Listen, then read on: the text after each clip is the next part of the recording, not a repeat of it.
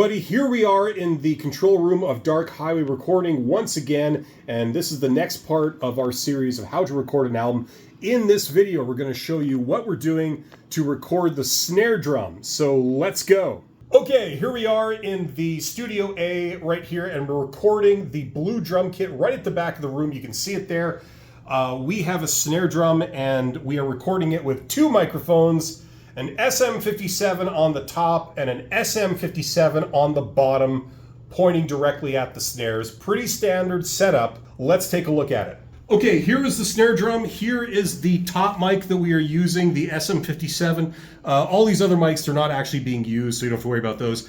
But this mic is 2 inches or so off the top of the drum. It's right above the rim, and it's pointing down at an approximately 45-degree angle. It's pointing directly at a midpoint, somewhere between the rim and the center of the drum, approximately right here. That's the point. That's where it's pointing directly. This is a pretty standard setup. That's the top mic. Okay, here is the bottom mic, the SM57. That's on the bottom of the snare. We've got a phase reverser that's attached to it, so we don't have to worry about any of that stuff. And it is, once again, just like the top head, spaced about 2 inches off the bottom head, right in the vicinity of the snares. So that's how we're recording the bottom head. Okay, so here we have our two snare mics here. We've got the snare top SM57, we got the snare bottom SM57, and they sound like this. So here's the snare top.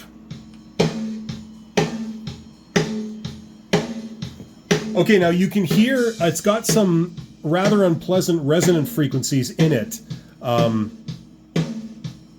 Right, so what we're going to do is when we finally come to mix this in Pro Tools, what we're going to do is we're going to zero in on those unpleasant frequencies, and we're going to reduce them very precisely. Like a surgical tool, we're going to just reduce those unpleasant resonances. It's usually going to be 1 or possibly 2 frequencies.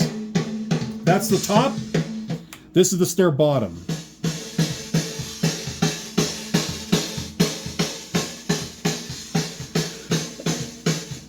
Okay, so when you put them together, you get this.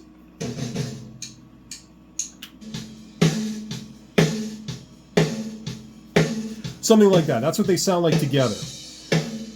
Okay, now, usually when you come to mix this, the snare bottom is gated. Okay, so you only hear the snares when the snare drum hits and not when the kick drum hits. Because it's so close to the kick drum, we're getting a bit of bleed, essentially. The kick drum is activating the snares, and that's what we're hearing. So we're going to gate that out later on. And besides, 90% of your snare sound is going to be the top mic and only a little bit of snare bottom, just to give it a little bit of an edge.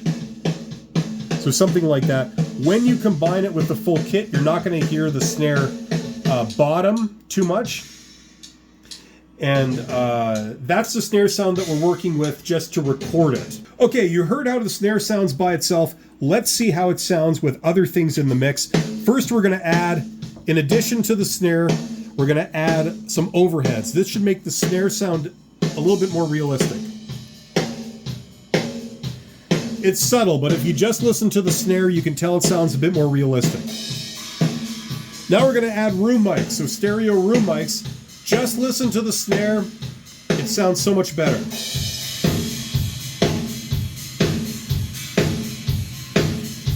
Okay, so a lot of our snare sound is going to be coming from the overheads and especially the rooms.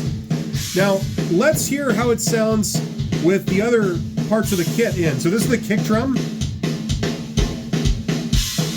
And then you've got toms. Now, this is what it sounds like as a rough mix. This is unmixed, but you get an idea of what the kit's going to sound like. Okay? Now, the other element of the snare is that we're going to be adding reverb. We're going to be adding like a sort of room treatment and a reverb to it when we come to mix this in Pro Tools much later in this process. And what we're going to be doing is we're going to be taking the snare top and the snare bottom combined, and we're going to be running it through a reverb unit of some kind, and that's going to be recombined into the drum mix, and then that mix is going to be compressed slightly. So that's how this is eventually going to turn out. So hopefully that makes sense. That's why we're recording the snare drum for this album.